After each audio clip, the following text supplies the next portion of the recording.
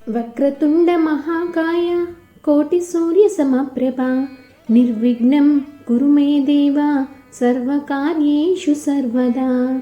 అందరికీ నమస్కారం అండి. స్వాగతం సుస్వాగతం మన ఛానల్కి. అందరికీ ముందుగా వినాయక చవితి శుభాకాంక్షలు. ఈరోజు మన ఛానల్లో వినాయక చవితి రోజున పూజ అనేది ఏ విధంగా చేసుకోవాలి, అలాగే కొన్నిసార్లు మనకి పూజ గురించి డౌట్స్ వస్తూ ఉంటాయి కదండి. అవి ఏమిటి అంటే విగ్రహాన్ని ఏ రోజున తెచ్చుకోవాలి, అలాగే ప్రతిష్ఠించుకునేటువంటి విగ్రహం పీఠంని ఎప్పుడు కదిలించుకోవాలి, నిమజ్జనం అనేది ఎప్పుడు చేసుకోవాలి, నైవేద్యము, ఉద్వాసన, ఇలా మరెన్నో ఆసక్తికరమైన విషయాలన్నింటినీ ఈరోజు ఈ వీడియోలో చూద్దామండి. సో ఇంకా ఆలస్యం చేయకుండా వీడియోలోకి వెళ్ళిపోదాము. మొట్టమొదటిసారి కనుక మన ఛానల్ని ఎవరైనా చూస్తుంటే ప్లీజ్ సబ్స్క్రైబ్ చేసుకొని మీ సపోర్ట్ అనేది ఇస్తారు అని చెప్పి ఆశిస్తున్నాను. ఏ కార్యాన్ని మొదలుపెట్టినా అది చిన్నదై ఉండొచ్చండి, లేదా పెద్దదై ఉండొచ్చు. ముందుగా గణనాథుని పూజించిన తర్వాతే ప్రారంభిస్తాం కదా మనమందరము. వినాయకుడు పుట్టిన రోజైనటువంటి భాద్రపద శుద్ధ చవితి రోజున వినాయక పండగగా జరుపుకుంటాము మనమందరము.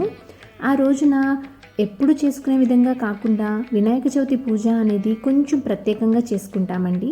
అది ఎలా అంటే వినాయకుని విగ్రహం అనేది ఇంట్లోకి తెచ్చుకొని ప్రతిష్ఠించుకొని ఆ గణనాథునికి ఎంతో ఇష్టమైనటువంటి 21 పత్రాలతోటి పూజ అనేది చేసి ఆయనకి ఎంతో ఇష్టమైనటువంటి ఉండ్రాళ్ళు, కుడుములు, అలాగే పాలతాలికలు, వివిధ రకాలైనటువంటి పిండి వంటలను వండి ఆ గణనాథుని పూజ అనేది చేసి విగ్రహం అనేది ఎప్పుడు తెచ్చుకోవాలి అంటే మన వీలుని బట్టి పండగ రోజు పొద్దున పూట కానీ లేదా ముందు రోజైనా తీసుకొని ఇంట్లో పెట్టుకోవచ్చు.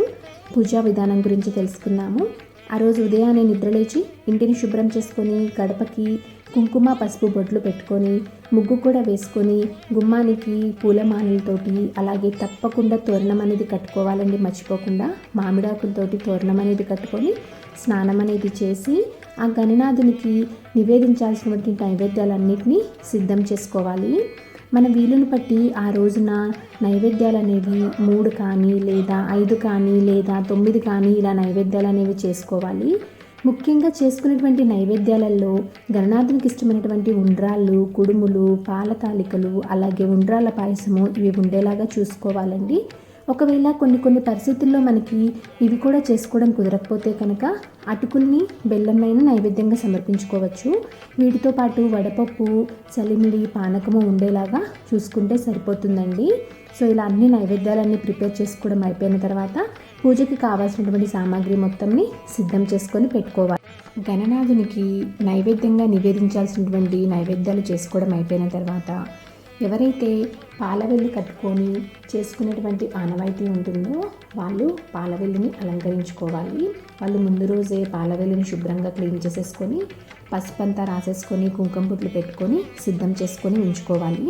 మరుసటి రోజు నాడు పండగ రోజు నాడు పూజ అయితే ఎక్కడ చేద్దాము అనుకుంటున్నారు ఆ ప్రదేశంలో పాలవెల్లిని కట్టుకొని ఉంచుకోవాలి.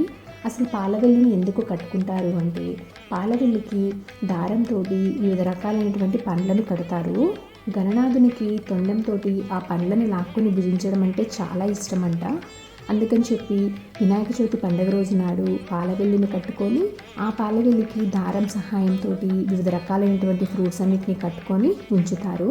సో అందుకని చెప్పి పాలవెల్లిని కట్టుకుంటారండి. ఇలా పాలవెల్లి కట్టుకోవడం అయిపోయిన తర్వాత గణనాథునికి వస్త్రం అనేది కూడా వేసుకుంటాం కదా మనము. దూదితోటి వస్త్రంని కూడా తయారు చేసుకొని ఉంచుకోవాలి. గణనాథునికి జిల్లేడు పూలు అంటే చాలా ఇష్టం అంటండి. ఆయనకి ఈ జిల్లేడు పూలు అంటే చాలా మక్కువ ఎక్కువ. ఒకవేళ మనకి జిల్లేడు పూలు కనుక దొరికితే వాటిని తెచ్చుకొని వాటిని మాలలాగా చేసుకొని గణనాథునికి వేస్తే కనుక గణనాథుడు చాలా మహదానం పడతారు. ఒకవేళ దొరకని పక్షంలో మామూలు పూలతో అయినా కూడా మనము మాల అనేది చేసుకొని వేసుకోవచ్చు. ఎందుకంటే మనకి పల్లెటూరులో దొరికినంత తొందరగా జిల్లేడు పూలు అనేవి సిటీలో ఉండే వాళ్ళకి దొరకవండి. అలాంటి వాళ్ళు మామూలు పూలతోటి కూడా మాల అనేది తయారు చేసుకొని ఆ గణనాథునికి వేసుకోవచ్చు.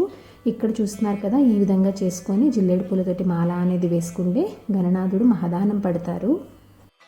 ఇలా అన్నీ సిద్ధం చేసుకున్న తర్వాత ఇంకా గణనాథుని విగ్రహాన్ని ప్రతిష్ఠించుకోవాలి. దానికోసము ఒక పీఠం తీసుకొని పసుపు అంతా రాసేసుకొని వరిపిండితోటి ముగ్గు వేసుకొని మధ్యలో పసుపు కుంకుమలతోటి పెట్టుకొని ఇలా ఒక పీఠాన్ని ఏర్పాటు చేసుకొని ఆ పీఠంని ఎక్కడైతే మనము పాలవెల్లి కట్టుకున్నామో అక్కడ సెంటర్లో ఉండే విధంగా ఏర్పాటు చేసుకోవాలి. తర్వాత విగ్రహం తీసుకొని వినాయకుని ప్రతిమకి చందనము కుంకుమ బొట్లు అనేవి పెట్టుకొని మనము పెట్టుకున్నటువంటి పీఠం పైన ఒక తమలపాకును పెట్టుకొని కొన్ని అక్షింతలు అనేవి పెట్టుకొని విగ్రహాన్ని ప్రతిష్ఠించుకోవాలి.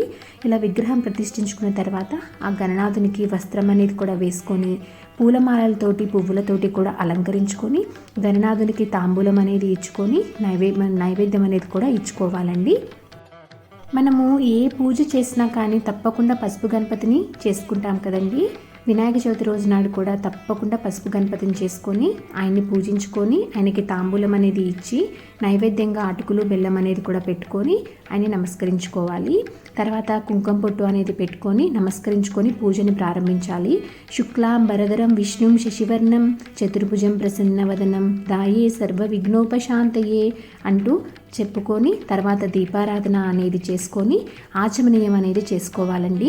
ఓం కేశవాయ స్వాహ, ఓం నారాయణాయ స్వాహ, ఓం మాధవాయ స్వాహ అంటూ 3 సార్లు నీటిని తాగి 4వసారి నీటిని వదిలిపెట్టాలి. ఓం గోవిందాయ నమః అంటూ ఎవరైతే కలశం ఆనవాయితీ పెట్టుకొని పూజ చేసుకునే అలవాటు ఉంటుందో వాళ్ళు కలశాన్ని పెట్టుకొని కలశ పూజ అనేది కూడా చేసుకోవాలండి. ఒక రాగి చెంబు తీసుకొని దాంట్లో పసుపు కుంకుమ అలాగే పువ్వులు అక్షింతలు వేసుకొని కుడి చేతితోటి రాగి చెంబుని మూసివేసి కలశస్య ముఖ్య అనే మంత్రాన్ని చెప్పుకొని కలశ పూజ అనేది చేసుకోవాలి.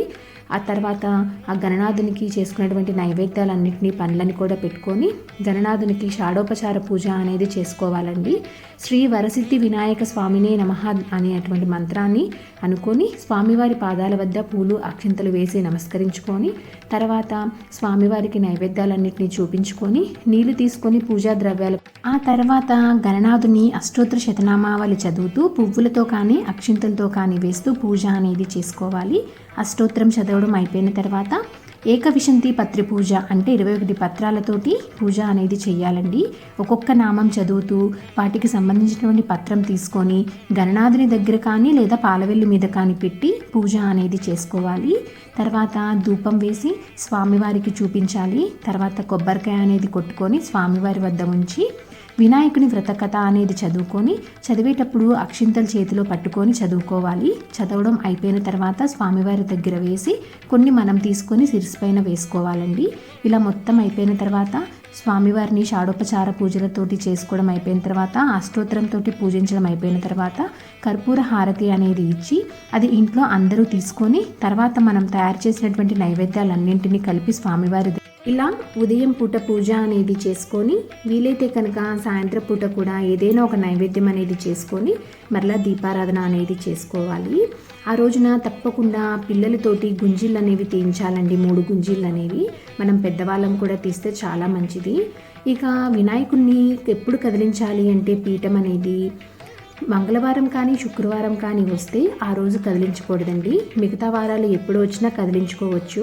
సాయంత్రం పూట దీపారాధన అనేది చేసి దీపం అనేది కొండెక్కిన తర్వాత ఆ గణనాథుని తీసుకొని మన దగ్గరలో ఉన్నటువంటి చెరువులు కానీ లేదా పిల్ల కాలువల్లో కానీ లేదా మనం అపార్ట్మెంట్ కల్చర్లో ఉంటే కనుక మన అపార్ట్మెంట్ ఆవరణలోనే ఒక చిన్న చెరువులాగా ఏర్పాటు చేసుకొని అక్కడే నిమజ్జనం అనేది చేసుకోవచ్చు. సో ఇలా నిమజ్జనం అనేది చేసేసుకోవచ్చండి. ఆ రోజున వినాయక చవితి రోజున చంద్రుణ్ణి అని చూడకూడదని చెప్పి అంటూ ఉంటారు. అందుకే అందరూ ఉదయం పూటే పూజ అనేది చేసేసుకుంటారు. కొన్ని పరిస్థితుల్లో ఎప్పుడైనా కనుక ఆ రోజున చంద్రుణ్ణి చూస్తే ఒక శ్లోకం ఉంటుందండి. నేను ఇక్కడ మీకు పక్కన ఆ శ్లోకం ఏంటో నేను ఇక్కడ ఇస్తున్నానండి. డిస్క్రిప్షన్లో కూడా ఇస్తాను కింద. ఒకవేళ ఎప్పుడన్నా పొరపాటున చూస్తే కనుక ఆ శ్లోకాన్ని పఠిస్తే మనకి నీలాప నిందలు అనేవి రాకుండా ఉంటాయి. సో చూసారు కదా ఫ్రెండ్స్, వినాయక చవితి రోజు నాడు పూజ అనేది ఏ విధంగా చేసుకోవాలి, వినాయకుడిని ఎప్పుడు తెచ్చుకోవాలి, పీఠం అనేది ఎప్పుడు కదిలించాలి, మన ఉద్వాసన నైవేద్యం ఇలాంటి ఎన్నో విషయాలన్నింటినీ ఇప్పుడు ఈ వీడియోలో మీకు తెలియజేశాను కదండి. మీకు ఈ వీడియో నచ్చిందని అనుకుంటున్నాను, ఉపయోగపడిద్దని అనుకుంటున్నాను. థ్యాంక్ యూ ఫర్ వాచింగ్ అండి. ఇంకొక డిఫరెంట్ వీడియోతోటి ఇంకొక డిఫరెంట్ కంటెంట్ తోటి మిమ్మల్ని మళ్ళీ కలుస్తాను.